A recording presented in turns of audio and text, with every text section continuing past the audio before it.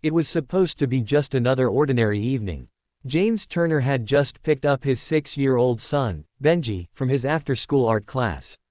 Snowflakes drifted lazily from the sky as father and son walked hand in hand toward their car in the grocery store parking lot. The world around them was quiet, almost serene, save for the crunch of snow beneath their boots and the soft hum of nearby traffic. But in the blink of an eye, everything changed.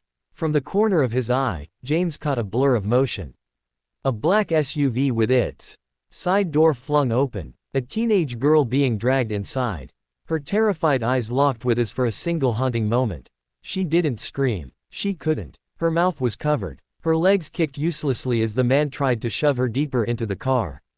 James didn't think. He didn't hesitate. He shoved Benji behind a nearby parked sedan and sprinted forward. His heart thundering, his instincts overpowering any fear. In that moment, he wasn't just a father.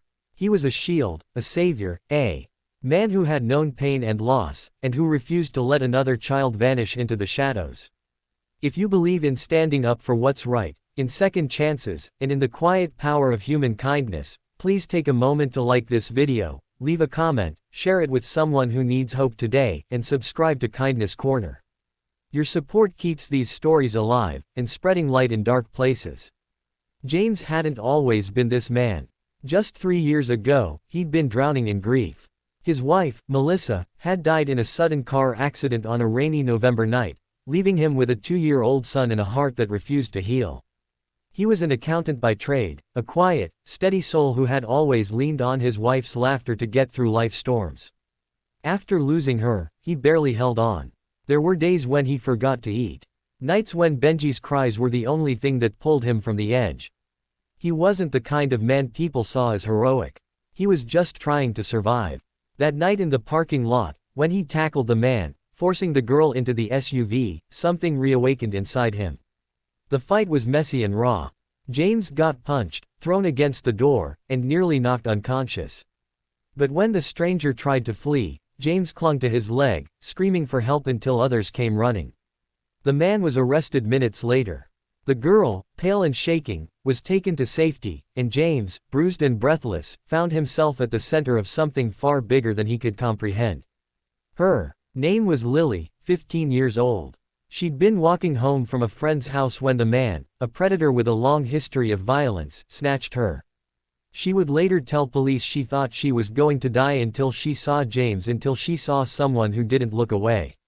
For weeks after the incident, James tried to return to his quiet life.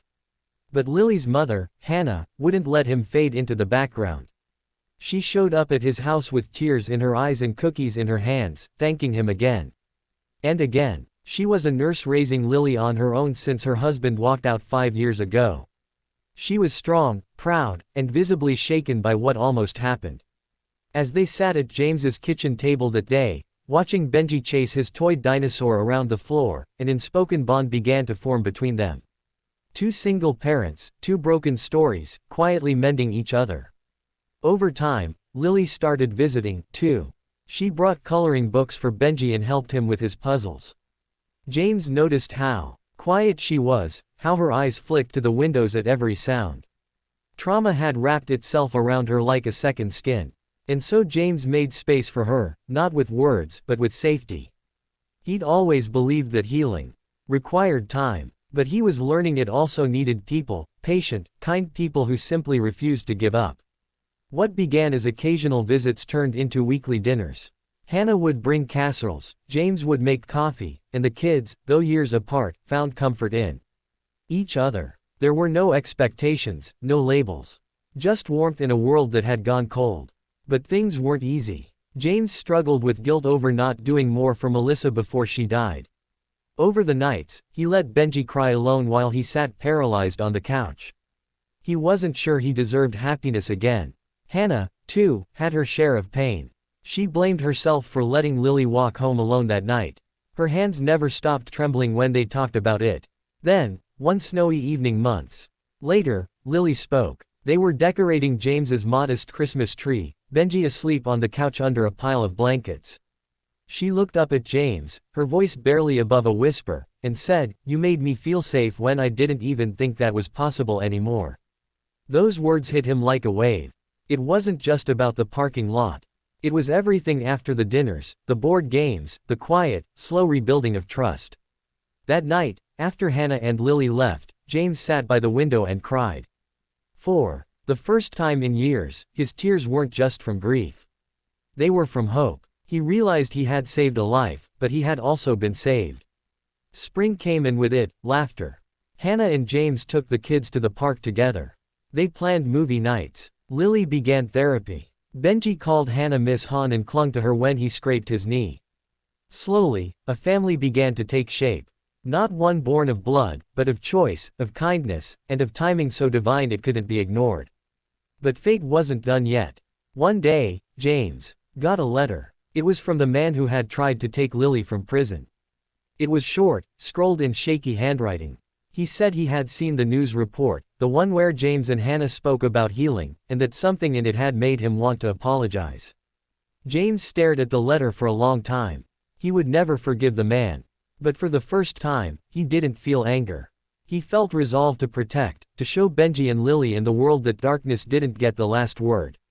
One summer morning, nearly a year after that night, in the parking lot, James stood in his backyard watching Benji chase bubbles while Lily laughed from a lawn chair. Hannah stood beside him, holding 2 glasses of lemonade. She leaned over and whispered, "I never expected any of this, but I think Melissa would be proud." James looked at her, his heart full, and said softly, "So would your daughter." Sometimes the most unexpected acts of bravery are the ones that change not just one life but many. James never set out to be a hero. He was just a man trying to be a good father. But that one moment of courage became the beginning of something bigger than himself. Love, family, redemption. If this story touched your heart, even just a little, please like this video, share it with someone who believes in miracles, and subscribe to Kindness Corner. We share real cinematic stories that remind us all that hope can come from the unlikeliest places. Special request before you go, please leave a comment below and tell us, have you ever witnessed or experienced a moment when a stranger's kindness changed everything? We read every word.